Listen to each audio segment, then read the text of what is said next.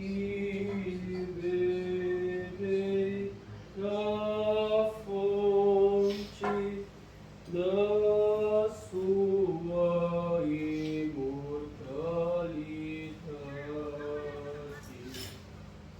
Em nome do Pai, do Filho e do Espírito Santo.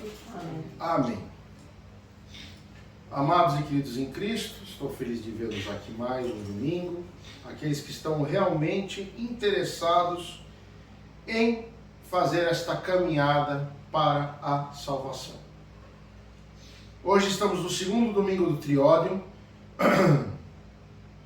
que é o iniciozinho da preparação para a gente começar a grande quaresma da Páscoa, como todos sabem. Bom, hoje é um dia muito especial, é um dia não só de resignação, mas é de cada um de nós, como que nós lemos hoje na Epístola e no Evangelho.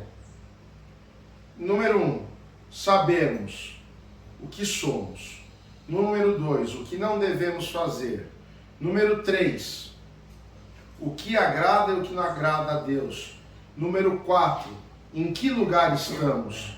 E número 5, para onde queremos ir. Dito isso, eu vou fazer uma cronologia de fatos entre a epístola e a parábola de hoje do filho pródigo, perdão.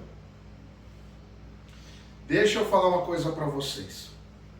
Nós no domingo passado, no domingo do fariseu e do publicano, nós vimos a humildade do publicano e da soberba do fariseu. E hoje, nós continuamos isso também. Esse é o primeiro ponto que o Evangelho nos fala. O filho que não é o mais velho, talvez seja o do meio ou o mais novo, não sei, ele chega para o pai, como diz lá na historinha da Bíblia, e fala: olha, eu quero as minhas coisas, eu quero que você me dê a minha parte da herança, dos bens da família. E ele sai para o mundo. Então, nesse primeiro momento, ele tem a soberba de querer ser um grande homem sem ter trabalhado tanto que o pai trabalhou para ter o que tem. Bom, quando nós vemos o jeito que o pai fala e o jeito que o pai é, nós vemos que o pai é um judeu justo, é um judeu trabalhador que, devido ao trabalho dele e caminhar no caminho do Senhor, ele prosperou. Mas não prosperou só no dinheiro, nos bens. Ele prosperou na espiritualidade dele, no crescimento espiritual, porque ele caminha com Deus. Nós vemos o jeito dele ser. E como ele se alegra lá no final da historinha com a volta do filho. Mas isso é daqui a pouco, para não perder o fio da meada. Então, nesse primeiro ponto, vocês veem que o filho pródigo, ele vai como fariseu e volta como publicano. Porque ele sentiu na carne o que aconteceu quando ele perdeu tudo. Bom, aí, no segundo momento, na saída dele, nós vamos encaixar a epístola que a dona Luzia hoje leu para nós, muito bem lida, por sinal. Veja, ali fala o que convém, o que não convém. Fala sobre os pecados que você deve fazer e que não vão estar dentro do teu corpo e aqueles que você faz no teu corpo. Então, juntando com o filho pródigo, o que acontece? Ele saiu, ele foi para outra terra e ele se prostituiu. A questão não é só o pecado da prostituição em si, mas é que ele se afastou de Deus.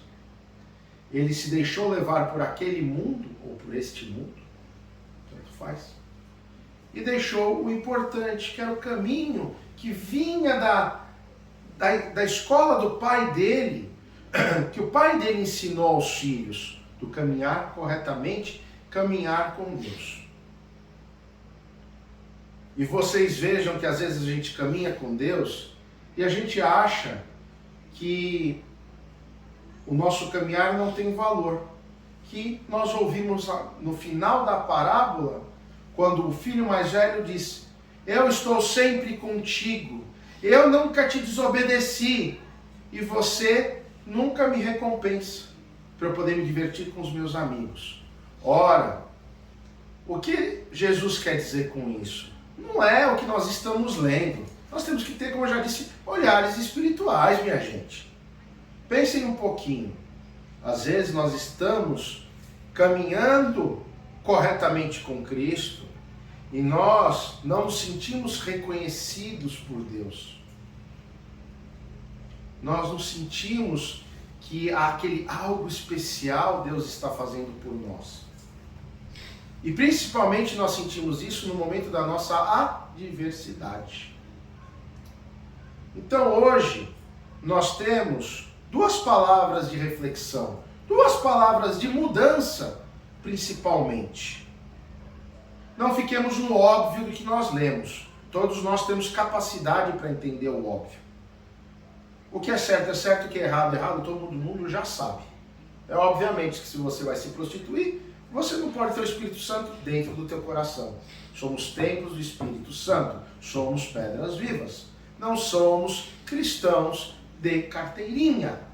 O bispo vai cansar de falar isso. Mas o que importa da história de hoje e que é tão importante, por isso que ela é uma continuação da semana passada, porque os santos padres, quando montaram os evangelhos do ano litúrgico, foi exatamente pensando numa cronologia de ações, de pensamentos, de crescimento espiritual. Não é à toa que isso é feito dessa maneira. Isso foi estudado para que fosse colocado de tal forma para o cristão ele ir fomentando a sua fé, a sua bênção. Então, amados, o que nós vamos fazer nesse domingo em termos de mudança e mudança na nossa semana? Número 1, consertar os nossos pecados interiores. Não é só a prostituição, mas são tantas outras coisas. Número 1. Número 2, pensarmos o quê? Que nós temos que ser como o filho mais velho daquele Senhor, que anda corretamente. E vamos pedir, sim, para Jesus mostrar para nós: Senhor, nos mostre o teu reconhecimento, no sentido da gente ver o teu mover na nossa vida, no nosso coração.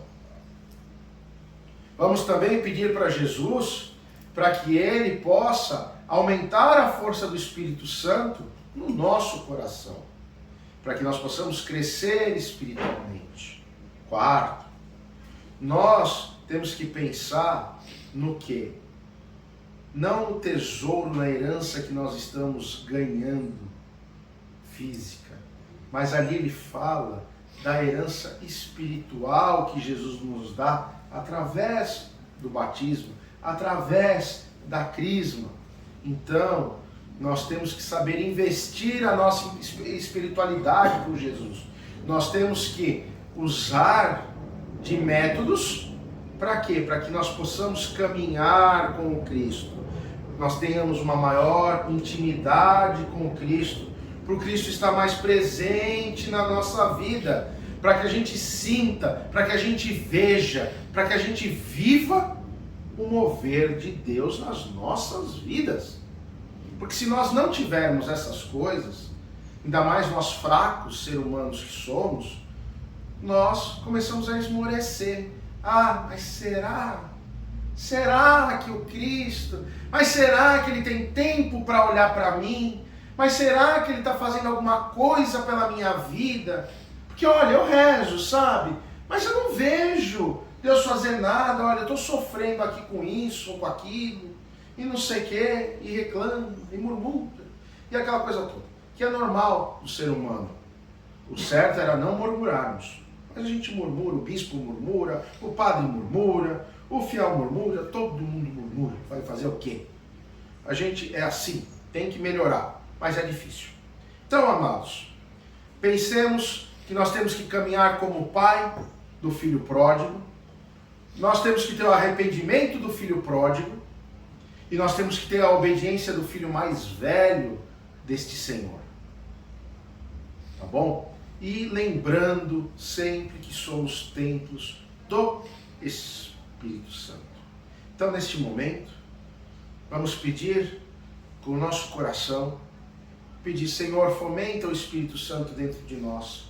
Que esta comunhão que agora iremos tomar, neste momento, seja um momento do Espírito Santo entrar através do teu corpo e o teu sangue magnífico dentro de nós, e que nós possamos ser transformados, transmutados e abençoados, curados de todos os males do corpo e da alma, em nome do Pai, do Filho e do Espírito Santo. Amém. Peçamos tudo isso nos nossos corações para o Cristo que está ali no cálice, porque eis o mistério da fé, o corpo e o sangue. O Cristo está aqui, o Cristo está entre nós. Um santo e abençoado domingo, até domingo que vem, e vamos nessa fé, nesse amor, nessa bênção, para que nós possamos nos modificar, eu e você. Tá bom? Deus abençoe a todos os nossos padres e ao nosso bispo auxiliar João, e que seja uma semana abençoada para todos aqueles que nos acompanham. Uma semana de vitória, uma semana de bênção, uma semana de alegria. Não porque o bispo está falando, mas porque Jesus está abençoando com a sua destra. Deus abençoe a todos. Amém.